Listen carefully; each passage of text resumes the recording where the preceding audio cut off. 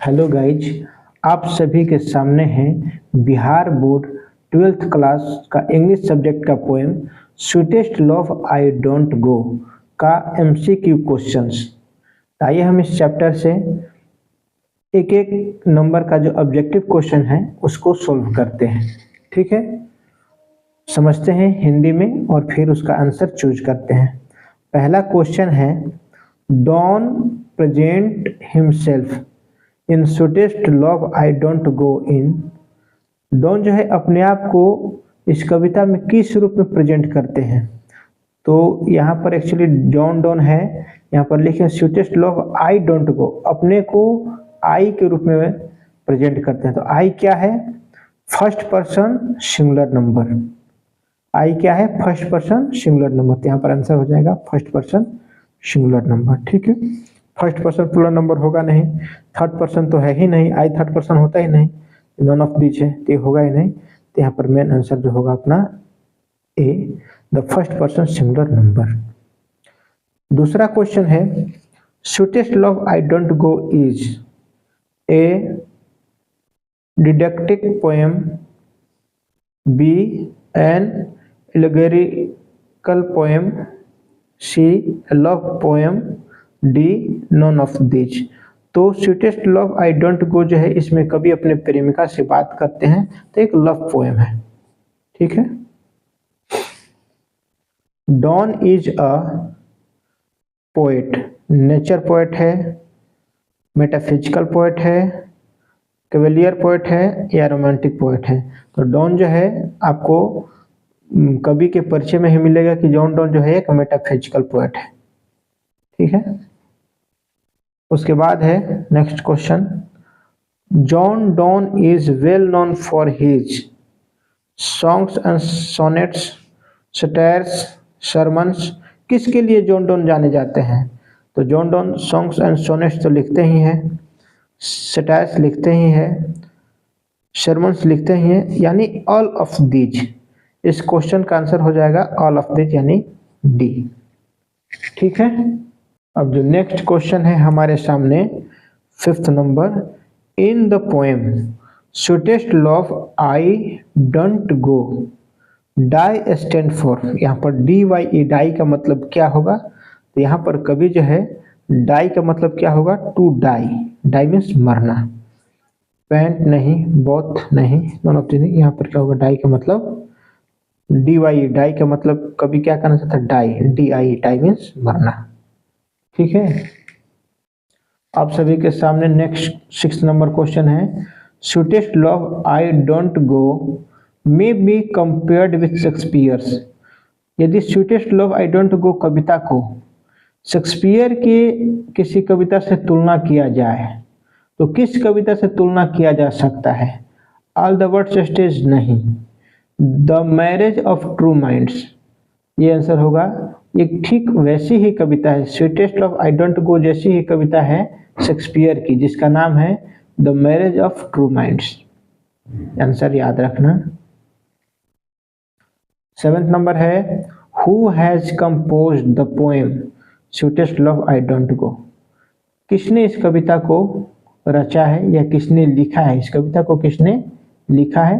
तो sweetest love I don't go कविता को किसने लिखा है? तो जॉन डॉन ने लिखा है, याद रखना है। सारे पोएम एंड पोएट का नाम आपको याद कर लेना चाहिए, क्योंकि ये एग्जाम में आएगा ही आएगा कि किस पोएम को किस पोएट ने लिखा है। तो पक्का आपको याद होना चाहिए सारे पोएम एंड पोएट का नाम। उसके बाद है 8 number, John Donne was the pioneer of Elizabethan poetry, नहीं, metaphysical poetry, restoration poetry, new classical poetry. यहाँ पर होगा मेटाफिजिकल पोएट्री। जॉन डॉन जो थे मेटाफिजिकल पोएट्री के पायनियर थे। उसके बाद है नेक्स्ट क्वेश्चन है, sweetest love I don't go is sonnet है, ओड है, लिरिक है, बैलेड है? तो एक्चुअली जो है एक लिरिक है। ठीक है, इसका आंसर हो जाएगा सी, अ लिरिक। उसके बाद आपके सामने है 10 number question, sweetest love I don't go has been address to, किसको एड्रेस कर रहे हैं, किसको संबोधित कर रहे हैं। स्वीटेस्ट लव आई डोंट को कविता में कवि जो है किसको संबोधित करते हैं, डॉन सिस्टर अपनी बहन को नहीं, डॉन मदर अपनी मदर को नहीं, डॉन फ्रेंड अपने फ्रेंड को नहीं, Donne wife, yes John Donne अपने वाइफ को एड्रेस करके इस कविता को लिख रहे हैं, अपने वाइफ को संबोधित करते हैं इस कविता में, तो इसका आंसर हो जाएगा डॉन्स वाइफ। ठीक है, उसके बाद जो क्वेश्चन है 11th number, the occasion of the poem sweetest love I don't go is Donne's. The occasion of a poem, जब इस कविता को जॉन डॉन लिख रहे हैं किस कंडीशन में लिख रहे हैं, वो किसी कॉन्टिनेंटल ट्रिप पर है, इसका आंसर होगा कॉन्टिनेंटल ट्रिप। ठीक है, स्पेस टूर नहीं, वॉयेज नहीं, नॉन ऑफ दिस नहीं, कॉन्टिनेंटल ट्रिप होगा। उसके बाद है the poet intends to go on a longer journey than the sun, speedier journey. ठीक है, यहाँ पर क्या है कि कभी जो है इच्छा है वो सूरज से भी तेज स्पीडियर जर्नी करेगा, द सन हो जाएगा। 30 नंबर है who was forced to leave Oxford University without a degree. किसको बाध्य किया गया था ऑक्सफोर्ड यूनिवर्सिटी छोड़ने के लिए।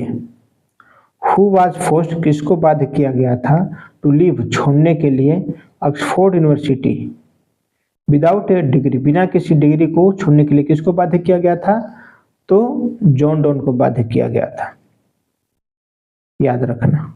ठीक है, आपको पोएम में पढ़ाया गया है और रीजन भी बताया गया है कि क्यों इनको यूनिवर्सिटी से निकाल दिया गया था।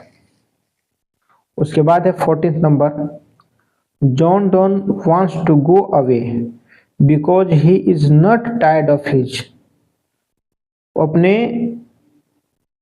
कोई कौन से ऐसे व्यक्ति है जिससे थके नहीं थे, उबे नहीं थे, फिर भी उनको दूर जाना पड़ा था, मदर से नहीं, फादर से नहीं, बिलव्ड से, यस प्रेमिका की बात कर रहे थे, I am not tired of it.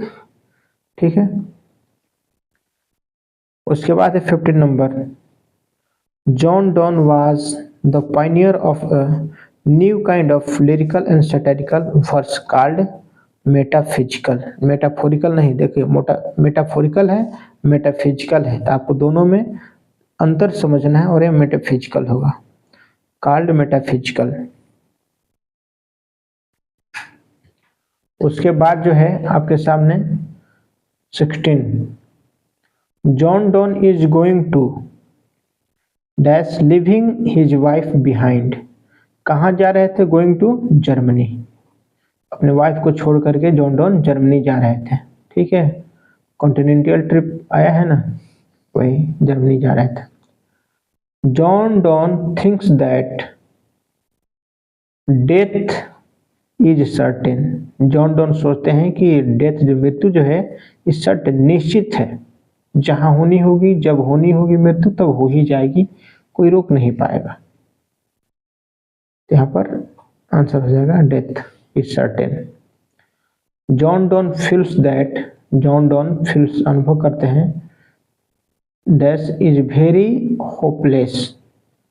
Hopeless means आशाहीन, बहुत ही आशाहीन होते हैं। कौन आशाहीन है भाई, तो इसमें क्या जॉन किट्स आशाहीन अपने आप को बताते हैं, नहीं, टी.एस. एलियट। एक्चुअली यहाँ पर जॉन डॉन जो है बता रहे हैं कि मैन इज वेरी होपलेस, यहाँ पर क्या हो जाएगा आंसर, मैन। ठीक है, यहाँ पर आंसर हो जाएगा John Donne feels that man is very hopeless.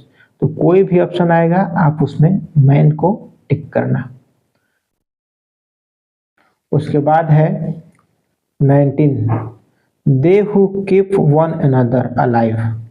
They means वे लोग, हु मीन्स जो, कीप मीन्स रहते हैं, वन अनदर एक दूसरे के लिए, अलाइव मीन्स जीवित, जो एक दूसरे के लिए जीवित रहते हैं, कैन नेवर बी अपार्टेड, उनको कभी भी दूर नहीं किया जा सकता, कैन नेवर बी अपार्टेड, कभी दूर नहीं किया जा सकता।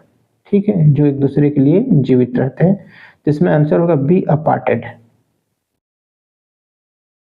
Destiny may take thy part and may thy fears fulfil is said by, किसके द्वारा कहा गया है?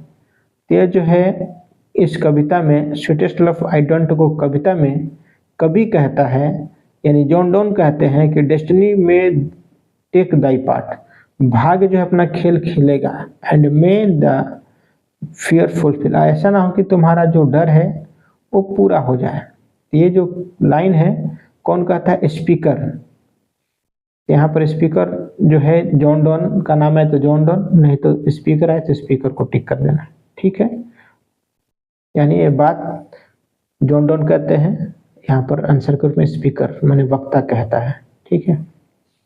स्पीकर वाइफ नहीं, स्पीकर मिस्ट्रेस नहीं, स्पीकर मदर नहीं, खुद स्पीकर कहता है कि डेस्टिनी में टेक दाई पार्ट। तो ये लास्ट जो क्वेश्चन है, according to John Donne man's power is, 21 number है। According to Donne man's power is feeble, ठीक है, स्ट्रॉन्ग नहीं है, एक्टिव नहीं है, स्मूथ नहीं है। मेंस पावर इज फीबल, मनुष्य की जो शक्ति है कितनी कमजोर है, फीबल, ठीक है। इसमें जॉन डॉन के द्वारा ये माना जा रहा है कि मनुष्य की ताकत जो बहुत ही कमजोर है उसके पास। उसके बाद 22 नंबर क्वेश्चन है, John Donne was born in, जॉन डॉन का जन्म कब हुआ था? 1527 नहीं, 1672 नहीं, 1572।